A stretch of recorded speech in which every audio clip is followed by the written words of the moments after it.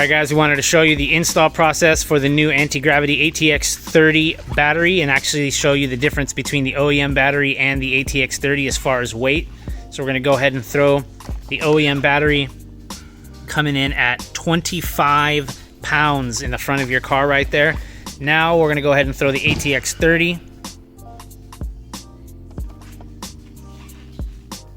6 pounds. That's quite a bit of difference right there. Really excited about that. So we're going to go ahead and throw this in the car, show you how easy it is to go ahead and do. Once you remove the battery tie down, complete, fits right there in the engine bay perfectly, no modifications. And then you just put on the OEM brace.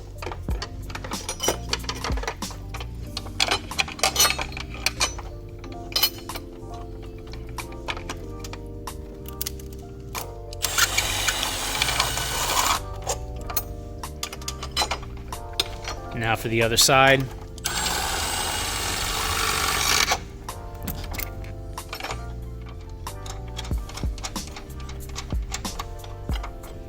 Boom. Battery in the car. One of the nice things about the ATX30 is the restart button at the top. So if you let your car sit for a very long time, the battery will actually stop it with enough life for it to turn on by itself. Boom, you got last minute 12 volt. You hit that button, you can turn your car on. You're not going to be stuck dead on the side of the road or in your driveway or anything like that, because we all hate that. But like I said guys, really easy install. ATX30 anti-gravity battery. Wouldn't take you more than 10 minutes. If you guys are interested in picking this up, absolutely hit us up at MiataSpeed.com or check us out at info@MiataSpeed.com. Send us an email. We'll be more than happy to answer any questions you may have.